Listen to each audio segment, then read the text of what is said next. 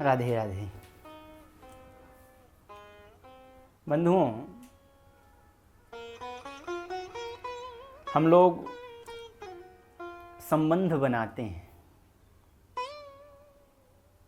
संसार में बनाते हैं,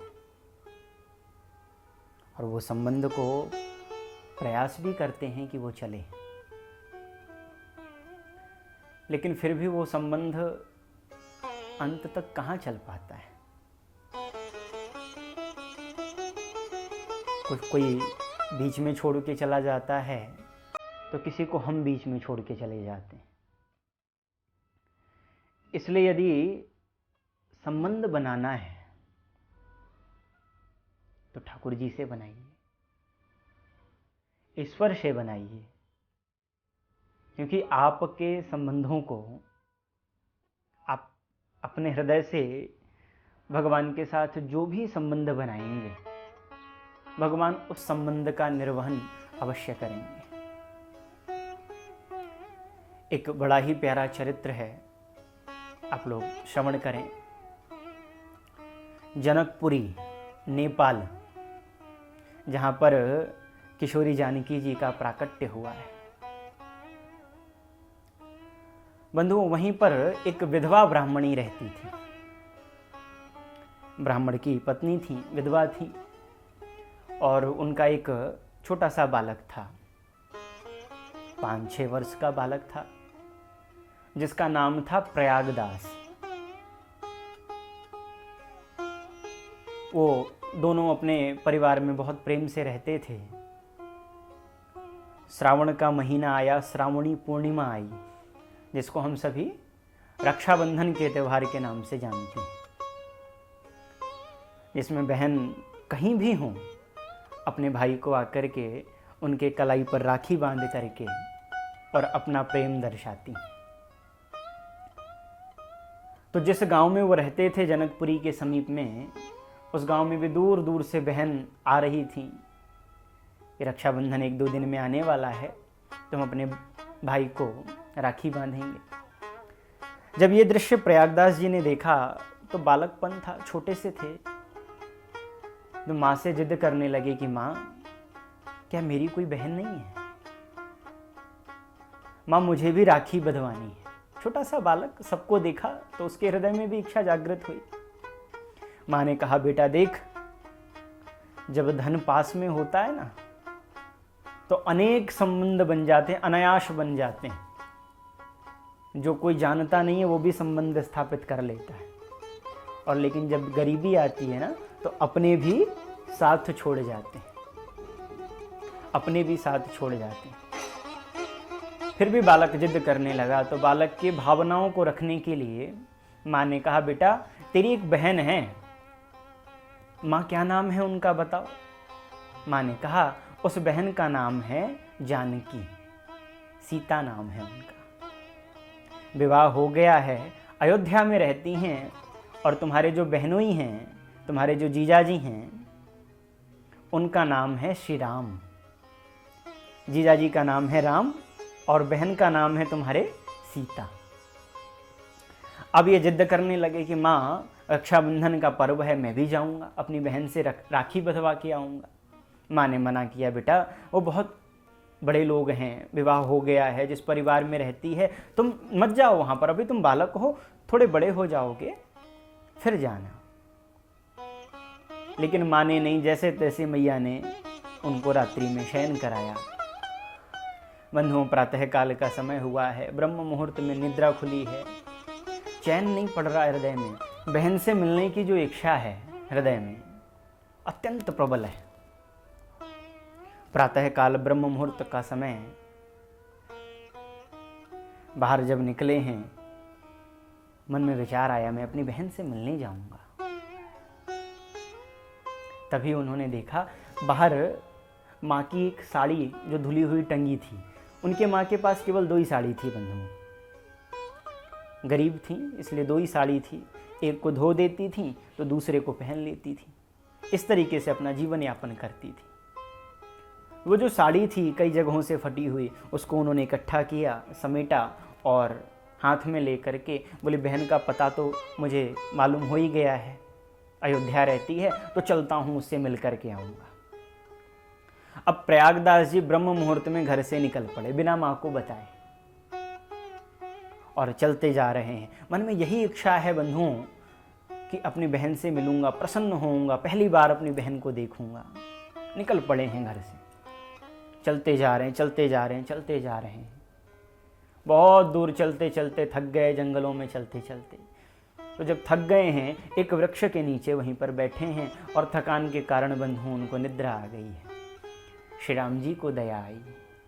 बालक के अंदर जो भोलापन है उसको देख करके राम जी जो करुणा के सागर हैं, उनके हृदय में बड़ी दया आई है और उस सोते हुए बालक को, सोया तो जंगल में था लेकिन जब निद्रा खुली तो सरयू किनारे एक वृक्ष के नीचे लेटा हुआ है। लोगों से पूछने लगा, बोले भैया ये कौन सा नगर है, ये कौन सी नदी है? लोगों ने बताया ये सरयू नदी है और ये अयोध्या धाम है, श्री अयोध्या जी हैं। चौंक गया बालक, सोया तो जंगल में था लेकिन देखो जागा तो मैं अयोध्या आ गया।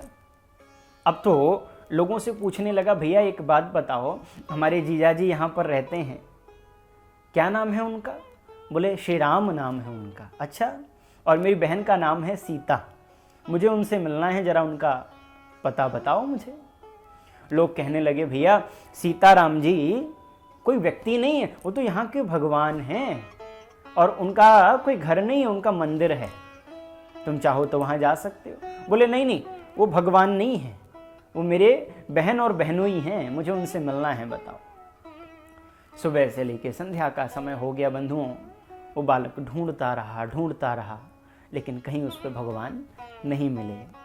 अंत में थक करके पुनः एक वृक्ष के नीचे अयोध्या जी में वो बैठा हुआ है, लेट गया है और मन में बड़बड़ा रहा है कि हाँ भाई, बड़े व्यक्ति हो गए हैं, मुझसे क्यों मिलेंगे, मुझे तड़पा रहे हैं।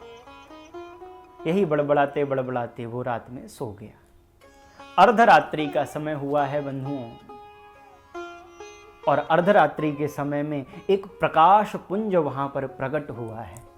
बालक ने जब देखा कि कोई प्रकाश पुंज प्रकट हुआ है, नेत्र खुले हैं और जब नेत्र खुले हैं तो क्या देखता है महाराज, एक बहुत विशाल हाथी और साथ में कई सारे सैनिक वहाँ पर प्रकट हो गए हैं और हाथी के ऊपर जो महावत के रूप में है वो कौन है? अनंत बलवंत श्री हनुमंत लाल जी महाराज महावत बन करके बैठे। हाथी के ऊपर औदा सजा हुआ है जिस पर राजा श्री राम जी और माता जानकी विराजमान है। बालक देख करके डर गया कि कहीं किसी को पता चल गया कि ये बालक कहीं दूसरे जगह से आया है, मुझे कुचलवाने तो नहीं आ रहे। हाथी वहीं पर रुका है, श्री हनुमान जी महाराज उतरे हैं, सैनिकों ने सीढ़ी लगाई है और राजा राम जी को और माता जानकी को नीचे उतारा है। बालक देख करके डर रहा है, थर थर कांप रहा है। तभी श्री राम जी समीप आए और उस बालक के मस्तक पर अपना हाथ फेरा है। बालक प्रयागदास। बालक पूछता है, आप कौन हैं? बोले बेटा, मैं तुम्हारा जीजा हूं, जिनसे मिलने के लिए तुम जनकपुर से यहां पर आए हो। अब तो बालक को ऐसा लग रहा है मानो ये स्वप्न प्रतीत हो रहा है, स्वप्न के जैसा लग रहा है। और देखो ये तुम्हारी बहन है जानकी, सीता नाम है इनका। प्रयागदास जी कहते, बोले ना ये मेरी बहन नहीं हो सकती। राम जी कहने लगे, क्यों, ये तुम्हारी बहन क्यों नहीं है? तुम कभी अपनी बहन से मिले हो? बोले मिला तो नहीं हूं बहन से, लेकिन हाँ बहन की पहचान जरूर जानता हूं। क्या बहन की पहचान होती है? बोले जब मैंने सुना है कि जब कभी कई समय के बाद, बहुत समय के बाद जब भाई बहन का मिलाप होता है तो बहन आलिंगन करके घंटों रोती है, ये बहन की पहचान है। और देखो ये तो ऐसे ही खड़ी हैं। जब किशोरी जी ने सुना है, जानकी जी ने सुना है, उनको उनके भावों को रखने के लिए किशोरी जी दौड़ पड़ी हैं और दौड़ करके उस बालक प्रयागदास को अपने अंक में भर लिया है बंधुओं, अंक में भरा है और विलक विलक करके रो रही हैं, भैया तुम ठीक तो हो, मेरी माँ ठीक तो है। प्रयागदास जी आज किशोरी जी से लिपट लिपट करके रोए हैं, इतने समय के बाद आज मिले हैं। किशोरी जी कहती हैं, बोले भैया एक बात बताओ, मेरी माँ कुशल मंगल है? बोले हाँ माँ ठीक है। भैया लाओ अपनी कलाई लाओ, मैं तुम्हारे लिए राखी लेकर के आई हूँ, मैं तुम्हारे कलाई पर राखी बांधना चाहती हूँ। प्रयागदास जी ने आगे हाथ किया और जानकी जी ने उनके हाथों में राखी बांधी है। मन में विचार आया, जब कोई बहन भाई को राखी बांधती है तो भाई उसे कुछ न कुछ गिफ्ट जरूर देता है, कुछ न कुछ उनको एक उपहार के रूप में जरूर देता है। तो जो माँ की साड़ी लेके आए थे, उपहार के रूप में वही पकड़ा दिया कि बहन ये लो, ये मैं तुम्हें उपहार लाया हूँ। किशोरी जी ने जब उस साड़ी को देखा है, फटी हुई साड़ी को लेकर के किशोरी जी ने अपने हृदय से लगा लिया है। प्रभु की ओर इशारा करके कहती हैं, बोले प्रभु ये जो साड़ी है ना, ये मेरे लिए उन लाखों करोड़ों के गहनों से भी ज़्यादा श्रेष्ठ है, क्योंकि इसमें एक भक्त का प्रेम छुपा हुआ है। जानकी जी ने कहा भैया इस साड़ी को आप माँ को दे देना, क्योंकि इस साड़ी की आवश्यकता मुझसे ज़्यादा मेरी माँ को है। मेरी माँ के आशीर्वाद से यहाँ सब कुछ, किसी चीज़ की कमी नहीं है, मेरे पास सब कुछ है, आप ये लेकर के जाओ। आज बालक प्रयागदास को पुनः किशोरी जी ने अपने हृदय से लगाया है। बालक लेटे लेटे किशोरी जी के हृदय पर और वहीं पर निद्रा आई है, सो गया है। जब प्रातःकाल नेत्र खुले हैं तो देखता है कहीं कुछ भी दिखाई नहीं दे रहा है। छटपटाने लगा, कहाँ गए मेरे जीजा जी, कहाँ गई मेरी दीदी, कहाँ गई मेरी जीजी, सब और बिलखने लगा है, कहने लगा है। तभी बंधुओं एक संत वहां से गुजर रहे थे। उस बालक के पागलपन को देख करके समझ गए इस पर कृपा हो गई है। हाँ? जो बंधुओं जो कृपा प्राप्त कर लेते हैं ना, जो उनके हो जाते हैं, फिर वो संसार के नहीं रहते हैं। और जो उनके होने के बाद भी संसार का है, वो वास्तव में उनका हुआ ही नहीं है। जो एक बार उनका हो गया वो संसार का नहीं हो सकता। पागलों जैसी दशा हो गई है प्रयागदास की। संत समझ गए इस पर कृपा हो गई, पकड़ कर ले गए हैं, वशिष्ठ कुंड पर ले गए हैं, स्नान आदि कराया है, वस्त्र आदि बदलवाए। बोले प्रयागदास भूख लगी है? बोले हाँ भूख लगी है। तभी किशोरी जी की 2 सहचरियाँ स्वर्ण के थाल में सुंदर भोजन परोस करके लेकर के आई हैं। और जब लेके आई हैं प्रयागदास जी के पास में, हमारे घर पे सत्यनारायण भगवान की कथा हुई है और जो रानी साहिबा हैं उन्होंने आपके लिए प्रसाद भेजा है। दोनों ने पाया। संत ने कहा प्रयागदास ये स्वर्ण के पात्र आप ले जाना। बोले ना ना, मेरी माँ कहती है कि बहन के घर से एक कोई तिनका भी नहीं लेके आना चाहिए, मैं इसको नहीं ले सकता, आप ले लो। संत ने कहा मैं भी नहीं लूंगा, मैं संत हूं, मुझे स्वर्ण के पात्रों से क्या लेना देना। तो दोनों ने विचार करके उस पात्र को वहीं पर महाराज वशिष्ठ कुंड में ही फेंक दिया, प्रवाहित कर दिया है। बालक वहां पर सोए हैं। श्री राम जी ने कृपा करी है, और राम जी ने जब कृपा करी है तो बालक तुरंत जनकपुरी अपने घर के पास पहुंच गया है। माँ ने जब बालक को देखा, देखते ही सबसे पहले दौड़ के बालक को अंक में भर लिया है। तू कहाँ चला गया था? हाँ, मेरी आंखों का एक ही तो तू तारा है, कहाँ चला गया था? बालक कहता माँ मेरी बात तो सुन। सारी बात बताई। देख ये राखी देख, ये मेरी बहन सीता ने बांधा है। इतना सुन करके माँ विलख विलख करके रोने लग गई। ऊपर देख करके धन्यवाद करती हैं किशोरी जी, मैंने तो अपने बालक के मन को बहलाने के लिए ऐसे झूठे में कह दिया था आप इसकी बहन है, लेकिन आपने मेरे वाक्यों का लाज रखा है।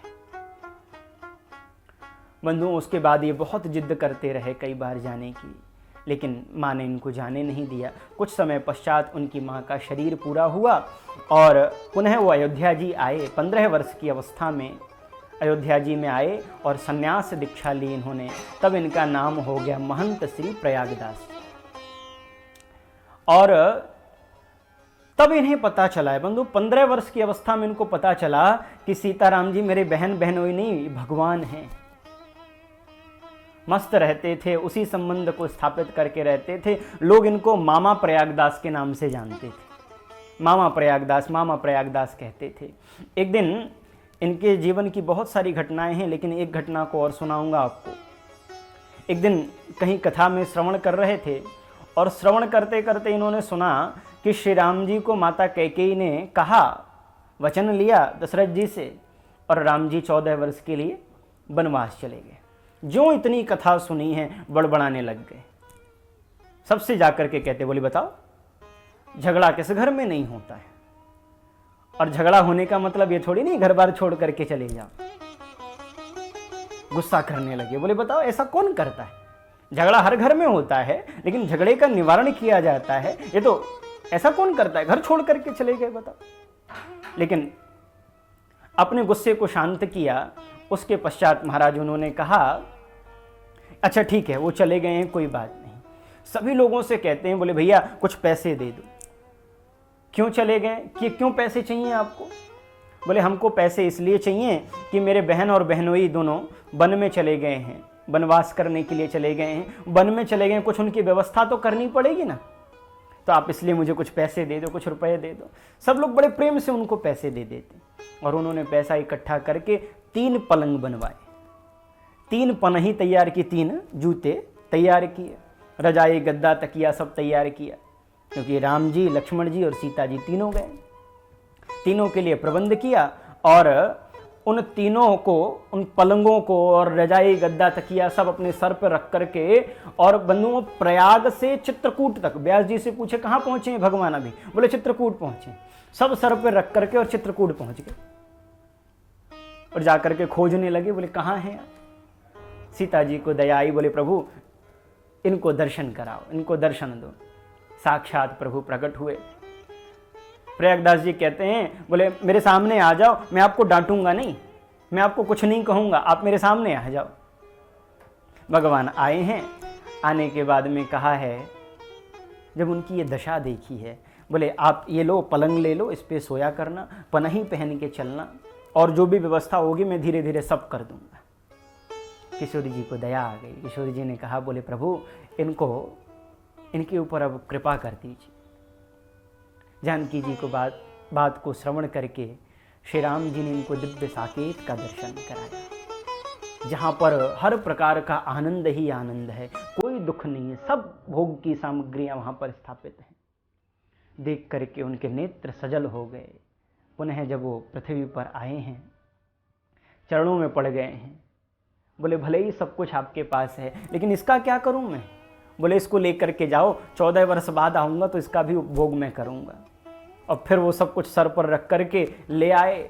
माघ का मेला लगा है बंधुओं प्रयाग में, और ये कहीं माघ के मेले में और कहीं भजन पूजा कुछ नहीं करते। एक नीम के नीचे उन खाटों को बिछा करके, पलंगों को बिछा करके उसके ऊपर सो जाते हैं। कोई आके कहता है, बोले बाबा तुम मेले में नहीं जाते हो, कुछ भजन पूजा नहीं करते हो। अरे कैसे तुम्हारा कल्याण होगा? तुमको कुछ न कुछ भजन पूजा तो करना चाहिए। बोले देखो, जब जो सब सारों के सार हैं, जो सभी संसार के सार हैं, मैं उनका सार हूँ। हाँ, मैं उनका सार कहते ना, अवध की भाषा में अगर आप जाएंगे, उधर वाराणसी क्षेत्र में जाएंगे, अयोध्या साइड में जाएंगे, तो साले को सार कहते हैं, सरुआ कहते हैं। तो बोले मैं सभी सारों का, जो जगत के सार है, मैं उनका भी सार हूँ, और मुझे कोई भजन करने की चिंता नहीं है। बोले क्यों? बोले मुझे किसी बात की कोई चिंता ही नहीं है, क्योंकि मैं एकदम मदमस्त रहता हूँ। बोले करते क्या हो? बोले नीम के नीचे खाट बिछी है। ये जो बोल रहा हूँ अभी मैं, ये अयोध्या में बहुत फेमस है, बहुत सभी लोग जानते, सब परिचित हैं इससे। बोले नीम के नीचे खाट बिछी है, और खाट के नीचे करुआ, करुआ कहते हैं जिसमें संत लोग प्रसाद आदि पाते हैं, जल आदि पीते हैं। बोले नीम के नीचे खाट बिछी है, खाट के नीचे करुआ, और प्रयागदास अलमस्ता सोवे, राम लला को सरुआ। हाँ, मैं तो एकदम मस्त होकर के सोता हूँ, क्योंकि जो जगत के सार हैं मैं उनका सार हूँ, वही मेरे भावों को प्रतिष्ठित करते हैं। महाराज इसी प्रकार से जब 14 वर्ष बीता है, भगवान श्री राम आए हैं, उनके भावों को प्रतिष्ठित करने के लिए 14 वर्ष के बाद आए हैं, और इनको सशरीर इनको अपने साथ साकेत लेकर के गए हैं। ऐसे श्री मामा प्रयागदास जी का जो चरित्र है, इसको श्रवण करने से बंधुओं हमारे हृदय में भक्ति उत्पन्न हो जाती है।